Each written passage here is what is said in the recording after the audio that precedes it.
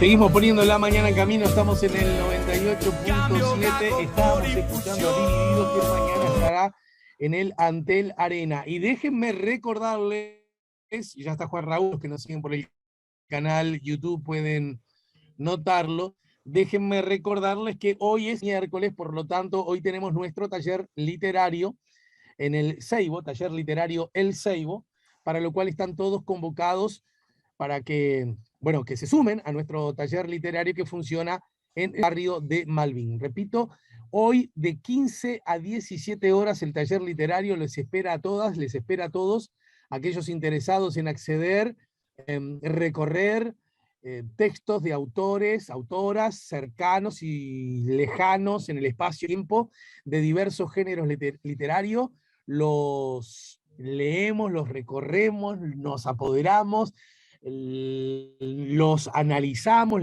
nos empoderamos, le terminamos como aquella consigna de Humberto Eco, ¿verdad? Obra abierta, el lector como un autor de la obra. Bueno, lo cierto es que sobre eso vamos 66, 60, la pucha. No, 099, 19, 66, 66. Ahí está. Por ahí tengo la foto, lo estoy buscando y no la estoy encontrando para compartirla con todos ustedes. En todo caso, Micho, después le pedimos que la ponga en la transmisión. Repito, 099 19, bien fácil, 099 19 66 66. Están todos convocados al taller literario El Seibo en Legrand y Río de la Plata, en el corazón de Malvin, todos los miércoles de 15 a 17 horas. Juan Raúl Ferreira está con nosotros en su actual columna de Análisis Internacional. Bienvenido, buen día, Juan. Buen día, un gran gusto como todos los miércoles, Alejandro. Bueno, me alegro mucho que nos ayudes a poner la mañana en camino. Hoy volviendo a la lógica del análisis internacional, la semana pasada estuvimos con Carlos de Masi en un lindo encuentro que seguramente más temprano que tarde se repetirá. Se vienen elecciones en dos países que es notorio que son muy importantes por diversas razones. Uno es Colombia y el otro, bueno, hablando de importancia, Brasil, ¿no? Es un año movidito desde esa perspectiva. Sí, yo creo que si nosotros fuéramos, además de un programa de radio, una especie, y bueno, podemos ser un poco las dos cosas, de observatorio sobre la salud de la democracia, tendríamos que observar dos cosas, una con una tendencia francamente negativa y otra con una tendencia muy positiva. Electos están teniendo problemas para hacer clic con la gobernabilidad, como ocurre en el Perú, como ocurre en Ecuador, y algunas señales preocupantes en Chile. El lado positivo, Alejandro, yo recuerdo, mirá, me llamó el otro día por WhatsApp un amigo español con el cual compartí algunas misiones de observación electoral y me decía que él se acuerda de estar conmigo en la selva colombiana y yo despertarme por la diferencia horaria para hacer el programa. Entonces, en aquella época era una proeza que hubiera elecciones. Ese es el lado positivo. Saldrá bien, saldrá mal, pero la gente no está planteando soluciones fuera del marco estrictamente electoral. Esto yo creo que es una noticia nueva, sobre todo para los más viejos como yo, que nos formamos en tiempos de dictadura. Ahora bien, este año hubo elecciones en Chile, salió electo en medio de una expectativa generalizada el presidente Boric y empiezan a haber algunos problemas, empieza a tener problemas de gobernabilidad. Primero, fruto de este tema, de repente algún día tenemos que plantearnos un gran debate abierto, sin intereses partidarios, sobre el mecanismo del balotaje. Mecanismo que nosotros los latinoamericanos, que es el único lugar donde hay, heredamos de la Francia del presidente de Gaulle. Pero cuando los sistemas dejan de ser con 2 o 3 partidos hegemónicos, empieza a darse el caso de que en la segunda vuelta compiten candidatos con un 16%, con candidatos con un 18%, por ejemplo. Entonces, claro, la gente tiene que optar por el menos malo, pero no es alguien que está cerca de eso. Y eso, bueno, por ejemplo, en Perú ha generado la situación que el presidente Castillo, primero la opinión pública, la gran prensa, lo observó como un riesgo de ultraizquierdismo, y luego termina con un ministro de Obras Públicas que alaba a Hitler, y con acuerdos con la ultraderecha de su país. Entonces, me parece que esto hay que observarlo bien. El presidente Boric de Chile nace de los movimientos de protesta social, pero bueno, ya los movimientos de protesta social empiezan a movilizarse nuevamente. Quizás en el caso de Boric, yo escuché, esto no es una idea mía, pero escuché a muchos politólogos chilenos analizarlo así, quizás también ahí está jugando el exceso de expectativas.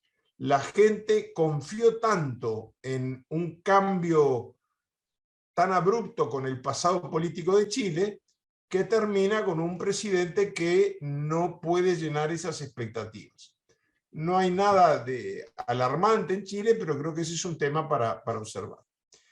En cuanto a las elecciones que se vienen, bueno, por un lado tenemos Colombia.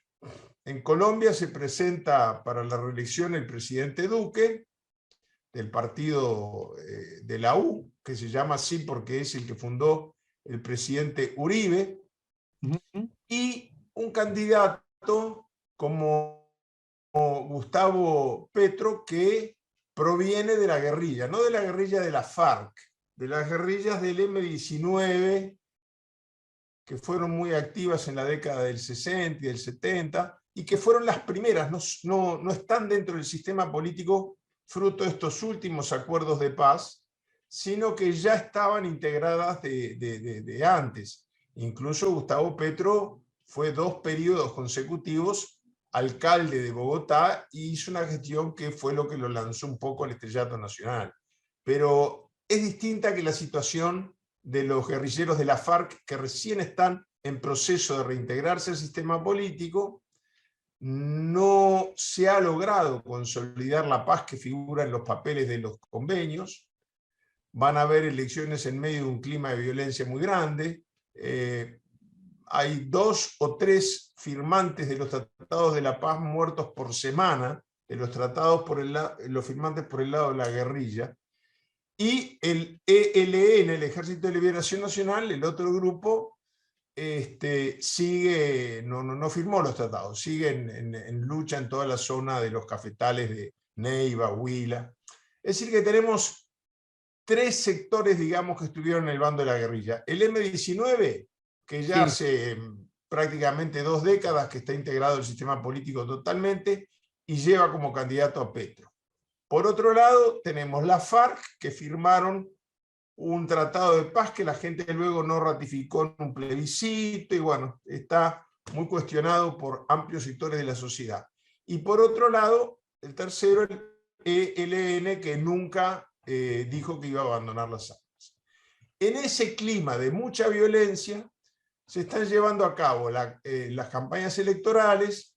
El Partido Verde, que fue una expectativa grande por ahí, en la elección en que fue electo el presidente Manuel Santos, así que estamos hablando de hace unos 12 años, desapareció prácticamente, por lo menos no disputa la elección presidencial, y todas las encuestas dan como ganador a Gustavo Petro.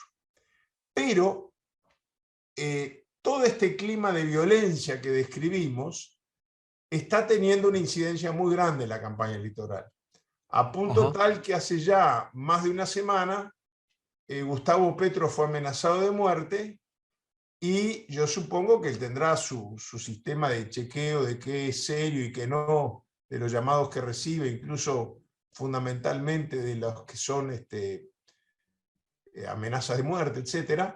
Y 2 días después de las primeras amenazas, resolvió suspender su campaña electoral. Entonces, ¿sabés qué?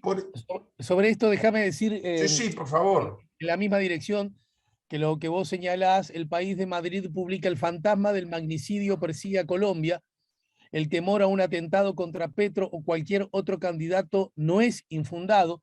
Las amenazas son reales y la historia de asesinatos a figuras políticas es muy larga. un artículo escrito por Camila Osorio y que es publicado por El País de Madrid en su edición, digamos, de información internacional, con especial hincapié en el continente americano. Sí, exactamente. Hubo elecciones en las cuales, cuando se alternaban en el poder a través de elecciones, ¿no? Porque hubo un periodo, Alejandro, en que liberales y conservadores se alternaban en el poder sin consultar a la gente. 4 años uno, 4 años el otro, una cosa increíble. Pero después, cuando se empezaron a alternar en el poder a raíz de las elecciones, hubo candidatos que murieron poco antes de la elección, liberales y conservadores. Y el caso de Gaitán, que daba toda la impresión de que iba a ser el presidente de Colombia y murió. Entonces es lógico que este tipo de amenazas en otro país no causaría las consecuencias que está causando en Colombia. La campaña electoral en Colombia está poniendo en cuestión ¿cuál es el adjetivo? La fortaleza que puede llegar a tener el acto electoral previsto. Gustavo Petro, candidato ganador, suspende su campaña electoral por amenaza que ya se realizó. Déjame ahora decir a la gente que las elecciones de las que estás hablando van a ocurrir ahora nomás, el 29 de mayo, primera vuelta, y 19 de junio, segunda vuelta. Exactamente. Bueno, sí, segunda vuelta además va a haber seguro. En el caso de Colombia, yo creo que la segunda vuelta se impone porque hay 2 candidatos claramente mayoritarios. Lo que yo me pregunto como una duda para poder analizar en otra oportunidad es cuando están tan atomizados que no se sabe en la primera vuelta quién va a ser finalista y quién no. No es el caso de Colombia, donde sabemos que van a ser Petro y el presidente Duque. Bueno, por otro lado, bueno, un tema que a nosotros nos tiene que importar mucho porque es un socio importante y es el país, es uno de las 2 grandes potencias económicas, son México y Brasil, los países más grandes, más poderosos, después, pero bastante después, Argentina. Y el Uruguay ha cultivado relaciones muy estrechas. Yo creo que es la vez en la historia en que la diplomacia uruguaya se inclina más hacia el lado brasilero que hacia el lado argentino, en esa especie de equilibrio del que hablaba Tucho Metol, que tenía una frase muy de él, ¿no? Que decía, equidistancia con Brasil y Argentina, pero inclinándonos un poquito hacia Argentina, ¿no? Bueno, Brasil, que es un país tan importante para el Uruguay, frontera terrestre, muchos kilómetros de frontera terrestre, 2 ciudades compartidas, Livramento con Rivera y el Chuy, que se llama Chuy de los 2 lados de la frontera. Aparecen muchas noticias nuevas. Por un lado, el 1 de mayo, el Día de los Trabajadores, unos días después apenas de haber celebrado 40 años el Partido Traballista del expresidente Luis Ignacio Lula da Silva, se formaliza la candidatura, se proclama, es el acto de proclamación ya en lenguaje uruguayo. Esto generó chisporroteos, ¿no? Lula está en un proceso de equilibrio muy importante, tratando de obtener la decisión que no, es decir,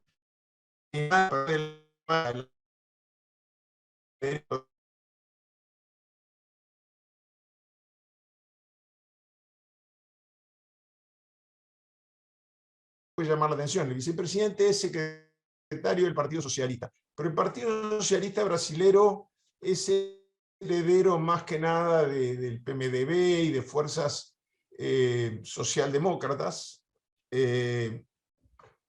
No, había perdido la imagen, pensé que había algún problema técnico o algo. No, y decía entonces que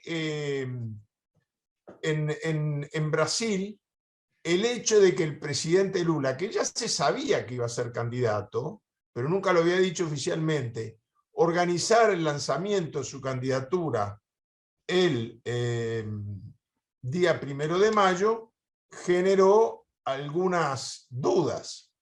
Por ejemplo, Jair Krischke, una figura icónica del progresismo brasilero, dijo, no, el Día de los Trabajadores es sagrado.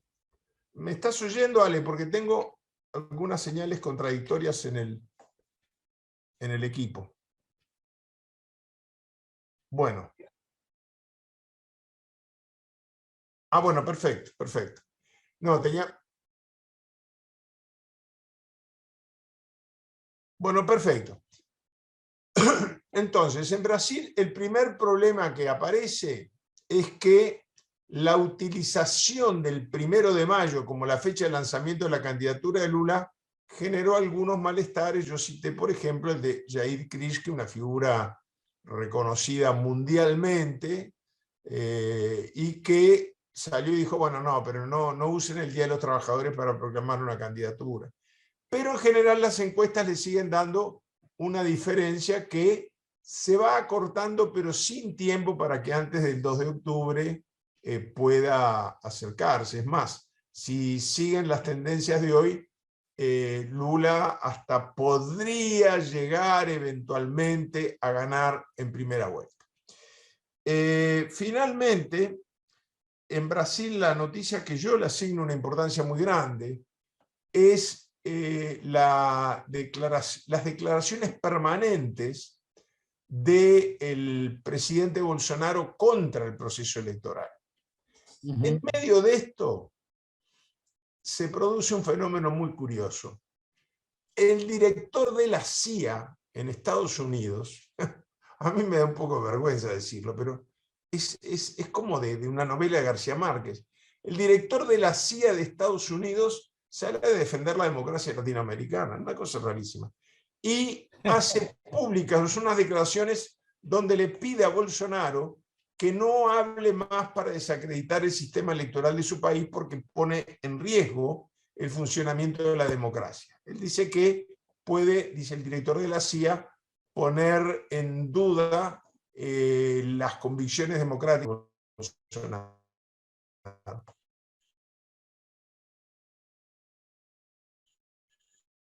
Yo te confieso, Alejandro, no sé cuál de las cosas que el presidente Bolsonaro abre en contra de las elecciones o que el que lo rete desde Estados Unidos sea el director de la CIA. Son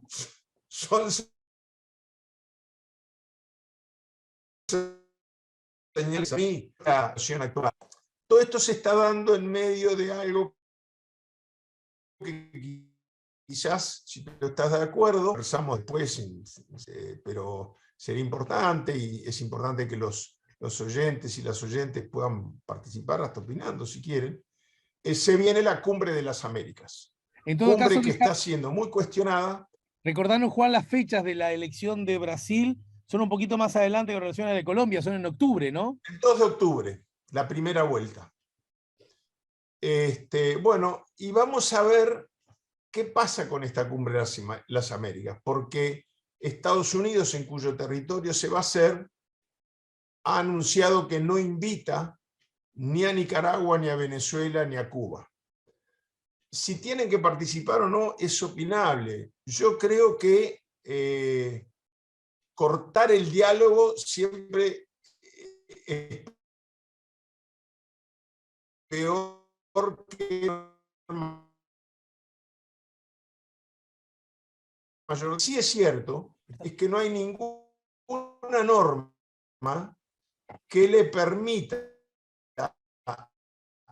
al presidente anfitrión ir, bueno, no quiero meterme mucho en el tema porque ahora apareció México en el medio con una posición muy dura, pero quizás podamos dedicarle alguna columna la semana que viene o la otra a la Cumbre de las Américas de dudosa realización o de dudosa representatividad a esta altura de los acontecimientos. Ajá. Bien. En todo caso, déjame decir, confirmame si me estás escuchando bien, Juan. Sí, te escucho perfecto. Bien. Déjame decir que, por ejemplo, Prensa Latina dice: Lula mantiene liderazgo en encuestas rumbo a elecciones en Brasil. Esta es información del día de ayer.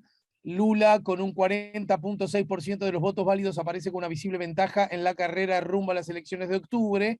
Repito, esta es la forma en que presenta la noticia Prensa Latina. Y El País, pero el país de Montevideo, el país de Uruguay, esa misma noticia la presenta Jair Bolsonaro a corta diferencia con Lula da Silva de cara a las elecciones de octubre. La intención de voto de Lula se redujo desde el 42.2 en febrero al 40.6 en mayo, mientras que la de Bolsonaro subió del 28 al 32, bueno, un poco dando cuenta de que siempre conviene revisar más de una fuente de información, ¿no? Mientras Sí, uno claro. hace hincapié en que Lula gana en las encuestas, otro hace hincapié de que Bolsonaro achica ventajas. ¿Te parece dejarla por acá? En estos tiempos, Alejandro, a veces lo importante no es la noticia, sino cómo se presenta, porque lo que dice El País de Montevideo es cierto. El problema es que sigue siendo muy grande la diferencia. Ahora, El País titula porque se acortó la diferencia, cosa que yo dije hace un par de minutos, mientras que Prensa Latina hace hincapié, las dos noticias son ciertas. Claro, Se claro. presentan con una decoración distinta. Por Como eso, los grandes repasamos. cocineros, por ejemplo, tienen que saber presentar bien los platos. Bueno, acá es más o menos lo mismo. Bien lo dijiste, los grandes cocineros. Bien, en todo caso, por algo, en la mañana de camino ocurren dos cosas. Por un lado, cuando repasamos la tapa de los diarios, bajo la consigna siempre, inequívocamente, desde hace 16 temporadas, dime qué sabes y te diré qué diario lees. Y la otra cosa es, la mañana en camino no se importan las ideas. Hay que saber desde qué idea cada medio de comunicación construye su base de información para saber en qué cosa va a hacer hincapié. Que tienen todo el derecho del mundo, todo el derecho del mundo lo tienen. Y uno tiene todo el derecho del mundo a, en todo caso, recordar desde qué idea dice cada quien las cosas, ¿sí? Exactamente. Bueno, mi querido, te abrazo y cualquier día de estos me cocinás algo rico vos. Sí, unos canelones. Saludos, Juan, un abrazo Un grande. abrazo grande, mucha suerte, hasta luego. Nos vamos a la pausa, estamos en el 98.7, estamos poniendo la mañana en camino.